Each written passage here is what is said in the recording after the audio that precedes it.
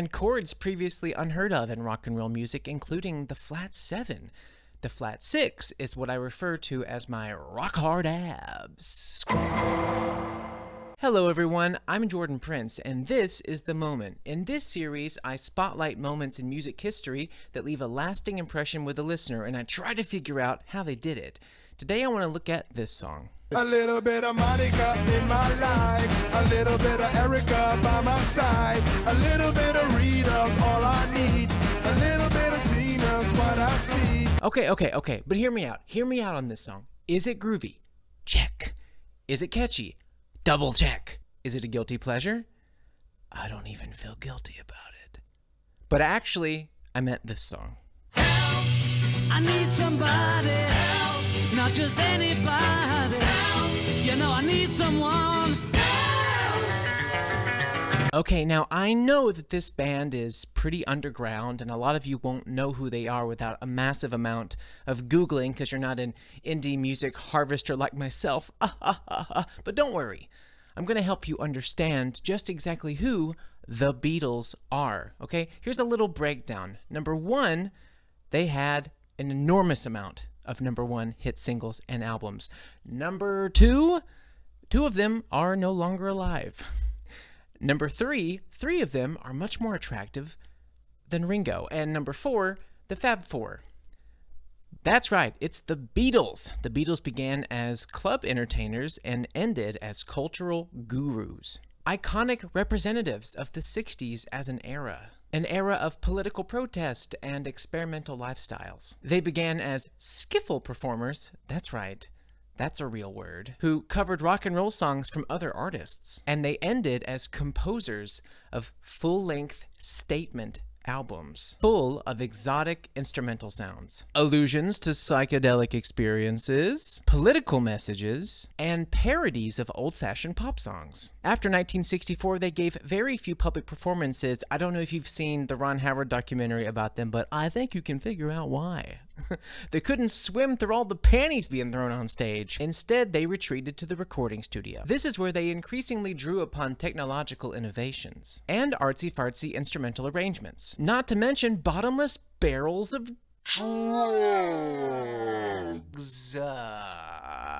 Throughout their career, the Beatles were known as performers and composers with musical devices either infrequently or never implemented in rock and roll. In their earliest recordings, for example, they implemented modal harmonies and close harmony, featuring open fourths and fifths. And not to sound pretentious here, but they frequently used the harmonica as a descant or contrapuntal instrument. Oh, fancy schmancy words in a fancy schmancy YouTube video.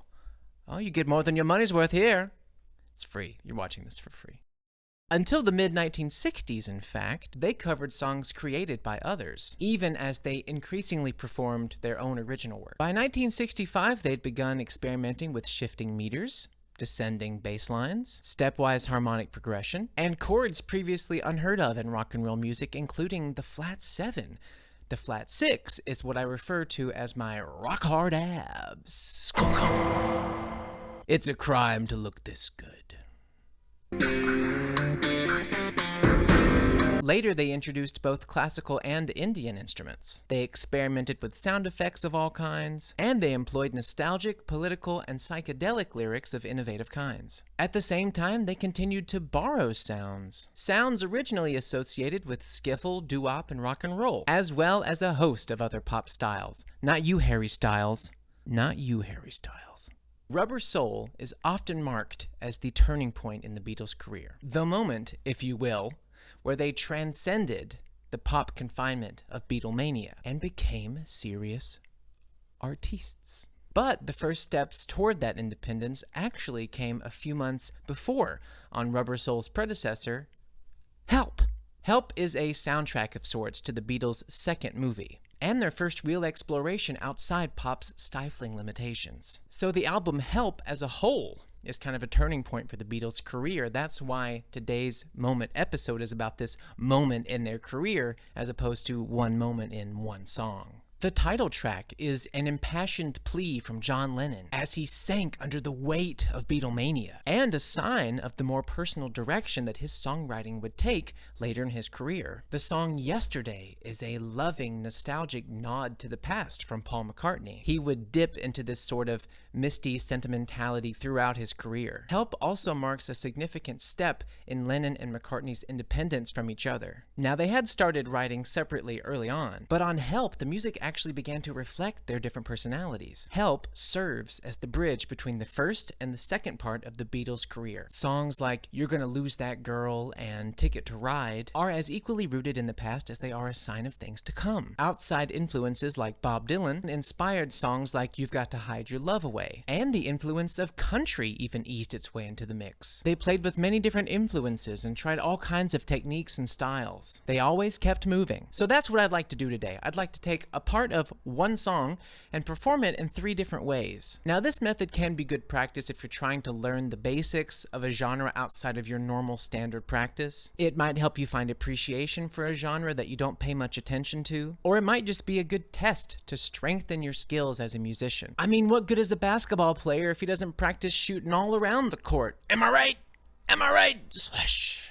So to save time in today's video, I've gone ahead and built this song. It's one song, 3 verses, each verse in a different genre. It goes folk, punk, and R&B, which in the end it kind of came out a little bit like gospel, but that's also cool. It's something I learned along the way.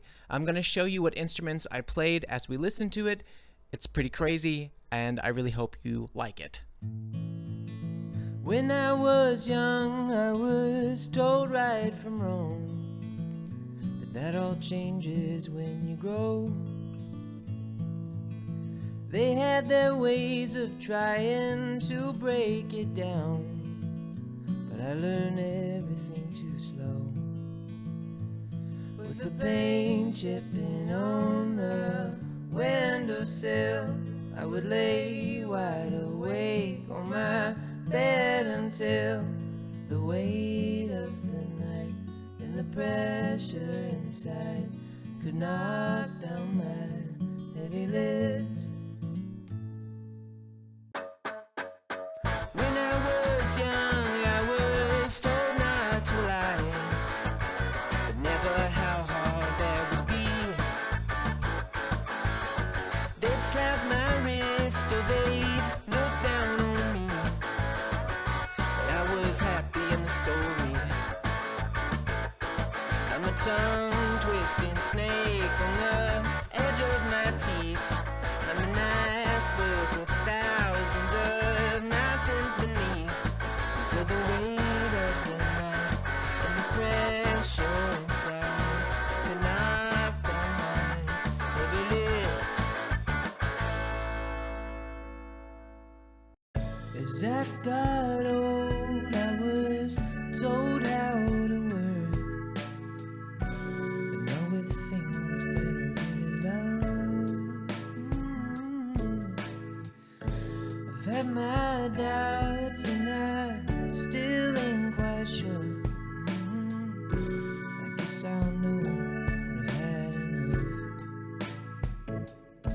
Oh, the papers keep piling, they cover the floor, and I'm drowning in doubt, and I can't take no more till the weight of the night and the pressure inside can knock down my heavy lids.